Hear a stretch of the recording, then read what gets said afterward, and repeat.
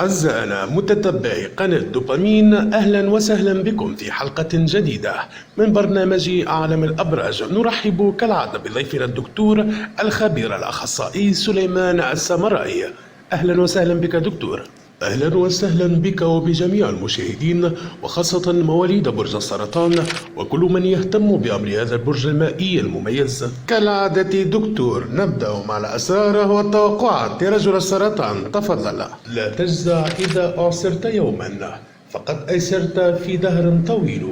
ولا تيأس فإن اليأس كفر، لعل الله يغني من قليل. أما صاحب هذا البرج فهو ذو عقل نشط مبتكر وذكاء خارق وفكر مبتدع، يكتم في قلبه أسراره الجامحة مما يساعده على فهم الأمور بصواب وصحة، ذو نفس عفيفة ومنفتحة وروح خفيفة واضحة، لا يفرط بما عنده بسهولة وينفق أغلى ما يملك لحبيبه، جليل القدر، حميد الفعال، أسرع في إصدار القرار السليم لما له من سرعة التفكير في التدبير، يهتم بالنتائج دون الخوض في التفصيل، يحب في الحياة كل صالح وجميل، ويهتم في إصلاح الخلافات ولم الشمل والشتات، لا تدخل العاطفة في حكمه ولا يمازج عقله هواء. ويمتاز صاحب هذا البرج في البطء والتأني في جميع حركاته وتصرفاته، يميل إلى السكينة والهدوء، ويكره الإزعاج والأصوات العالية والألوان الفاقعة، وميوعة الشباب والاستهتار وضعف الأخلاق، يمل من الثرثرة وطول الحديث، يعبر عن غرضه بكلمات قلال، يكره من يصد أوامره أو من لا يكترث برأيه أو من يلفته إلى واجب، لأنه واثق بقدرته وكفاءته، لا يهتم بالمادة إلا بقدر حاجته وما يفي مطالبه، يحب النفوس الكبيرة والهمم العالية الطامحة، أصيل الفعال، حميد السجال، يقدس الواجب العائلي وواجب الرفاقة والصداقة، لا تقف أمام طريقه العقبات والمنافسة والانتقاد، فإذا رام إلى شيء وصل إليه بالمثابرة والجهد، قانعا دائما بحظه وحياته، راضيا بظروفه وأحواله، يعمل حساب الغد ويحسب ليوم العسر حسابا، عزيز النفس إذا صادفته ضائقة مالية، يستحيل أن يطلب مساعدة من أحد خوفا من صده، يهتم في رد الجميل والإحسان في أسرع وقت ممكن، يتغاضى عمن يسيء إليه لأنه يعتقد أن رد الإساءة هي إساءة مثلها. جميل دكتور، وننتقل الآن إلى توقعات رجل السرطان. تفضل. تضمر في نفسك خفايا وأسرارا لا يعرفها إلا الخواص، ومنها ما تخفيه حتى عن الأحباب فلا يعرفها غيرك، لأنك ترى البوح بها خسرانا وعطاء لمن لا يستحق العطاء، وظهر لك نزول رحمة ورزق وفرج لما لك من طيب نفس وصفاء نية وإخلاص بالدعاء، وبنى لك حلول هموم وغموم وأحزان وأسقام، فيوهن منك العظم والأعصاب، ويحل عليك مصاب وكثرة الآهات والأشجان، ولا يعلم بحالك إلا الكريم المنان، وتطلب العون بسر وخفاء لتحفظ ماء السؤال، لأنك عزيز النفس أصيل الفعال، وبعد طول الدعاء والصبر على البلاء يأتي الفرج والنصر من غير حسبان، وبما لا يخطر على البال فضيقك يأتي بعده فرج، وعسرك ينقلب إلى يسر وفرح، فتنقلب الأحوال من سوء إلى أحسن حال حتى تبلغ المنى والمنال، لأنك أهل لذلك وتستحقه، لما عندك من حب وإخلاص، وبان لك هجرة وعزلة عن الناس يمتد زمانها إلى 3 والله أعلم، وتخرج بعدها بحجة وبرهان تحرج بها الأعداء وتفحم فيها ألسنة العذال، وتكون لك من القوة ما تصل بها إلى المبتغى والمنال، وبان لك الفلاح والسلطة وأنت في عمر الشباب،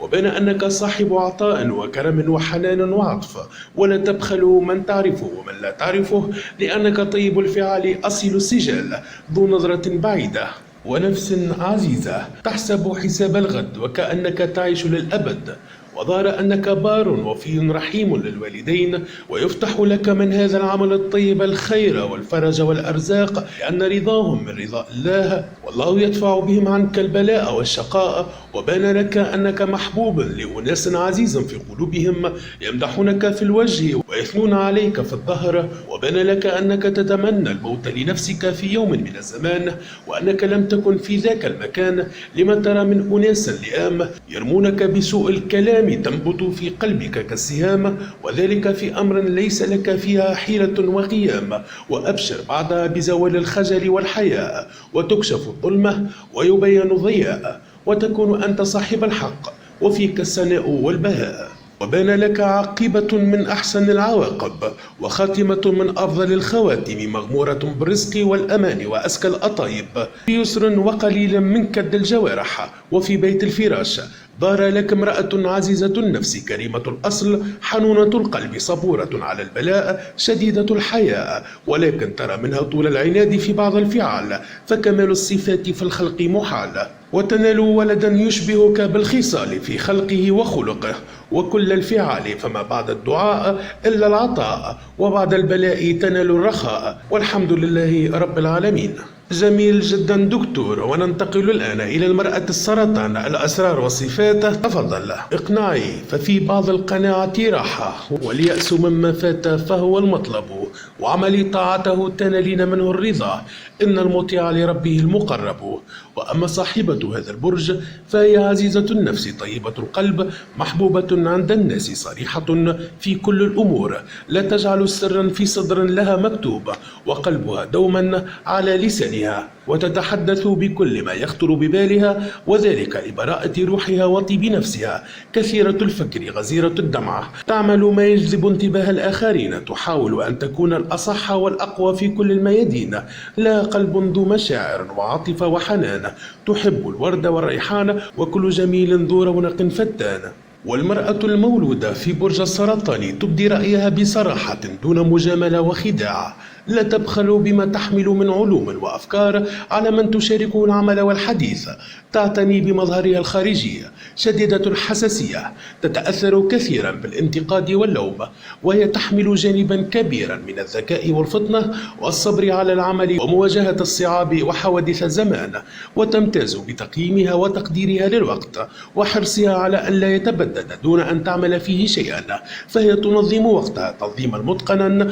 وتخصص لكل عمل فترة معينة لا يتعدها. ومن جهة أخرى لا تحرم نفسها من متع الحياة والاستجمام والراحة، ولكن لا تتعدى حدود المعقول، فلا تنغمس ولا تتهور بتاتا، تميل لقضاء أكثر الأوقات فراغها بين أهلها وعائلتها، تقص عليهم ما جرى لها في يومها من حوادث وأمور، وتستنير برأيهم قبل أي خطوة تريد أن تخطوها في أي عمل كبير، وتأخذ بنصيحتهم، وهي تحرص في حديثها أن يكون واضحا خاليا من التلميحات أو الإشارات المبهمة التي يمكن أن يفسرها الطرف المقابل بعكس المقصود. يتوقف نجاحها كثيرا على التشجيع والتحفيز والإطراء، وهي تستميل من يمدحها ويثني عليها. رائع دكتور. ونختم الآن مع توقعات امرأة السرطان. تفضل. ظهر لك أرزاق وخيرات في السكن والمركوب والمال ونيل المرغوب والمطلوب، ولكن تنالين هموما وغموما من أناس يسعون بسلب ما تملكين، فيكونون هما عليك بالليل والنهار، وعلى قلبك غما ونارا، تمكثين على هذا الحال أوانا من الزمان وأياما وأياما، حتى تأتي رحمة الله فيكشف عنك سوء الأقدار وتزول عنك الأكدار، فكل ليل يأتي بعده نهار، والضيق يأتي بعده الفرج، وما بعد الصبر إلا النصر والظفر. وأرى من يعينك في أمر آخرتك ودنياك، يسدي إليك النصيحة والإرشاد، يبين لك الصلاح والفساد، ويقول افعلي ولا تفعلي، هذا حسن وهذا ضلال. وبنى لك في بعض الأمور إعراض وخمول عما ترينه مجهدا وثقيلا على نفسك، صعب عسير، ولكني أرى كما بان أن الحق والصواب والخير منه وحسن المآب، فالنظر خلف الستار يحجب الفرح، والنفس دوما تتأثر بالسوء، فادرسي عاقبة الأمور في كل محمول في الحق من الباطل المحذور، لما لك من فطنة في كشف المستور، وبان لك كثرة الإلحاح والرجاء والطلب والدعاء في أمر يغير فيك الحياة، حتى يبلغ فيك المرام إلى اليأس والقنوط، وتقولين متى ومتى، فما عليك إلا الصبر والانتظار، فعسى أن تحبوا شيئا وهو شر لكم، فيأتي إليك المطلب بعد طول التعب وشدة الاجتهاد في يوم لا يخطر على البال، فتبلغين المنى والمنال، وظهر لك أمر تفزع منه القلوب ويبهر النفوس وأنت تخاصمين في البيع والشراء. واعلمي أن الجزع على المصيبة يزيدها والصبر عليها يبيدها، والدنيا خليط بين الأفراح والأحزان والسرور والأشجان، ولا تدوم على حال من الأحوال. وبان لك عودة والتقاء بعد هجر وانقطاع بأناس انقطع بهم الوصال، وتقولين سبحان الله من زمان يجمعنا في هذا المكان. وظهر لك اجتماع في كثير من الناس يظهر فيه ما خفي من أسرار، وكل يقول عندي الحسن والصواب، فيأخذ عندها كل واحد ما يستحق من عتاب، ويعطي صاحب الحق حقه بالكمال والتمام. وبنت لك أيام سعد طيبات وأفراح ومسرات ورغد عيش ولذات، وتفتح لك أبواب الخير والهناء، وتكونين في أنس وصحة وأرزاق. وظهر في بيت الفراش راحة ما بعدها راحة، وأنس ما بعده أنس، مال وأفراح واستجمام ولذات، ورواح في ضحك وإياب في أنس، تحسبين أنك أسعد من في الوجود، ولكن دوام الحال من المحال، فيدخل ما يعكر صفو الحياة ويجلب الأحزان والأجان، وذلك من كلام الناس وكثرة القيل والقال. ولكن لا تحزني فإن العاقبة حسنة جيدة إن شاء الله. وبان لك أيام صعاب النحاس تحملين بها الآلام والأحزان، ويخذلك الأحباب والأقرباء، وتصحبك الآهات والدموع وحتى المنام، لأن طبعك ممزوج بالأفراح والأشجان. فتجلدي بالصبر فإنه مفتاح الفرج والرخاء، وفي بيت العاقبة ظهر حسن الختام في الخير والصلاح. وبهذا دكتور نكون قد وصلنا إلى نهاية الحلقة، وأخبرني الآن كيف السبيل للخروج من هذه الجزيرة؟ دمتم متابعينا الأعزاء، شكرا لمتابعتكم، دمتم بخير، طيب الله أوقاتكم.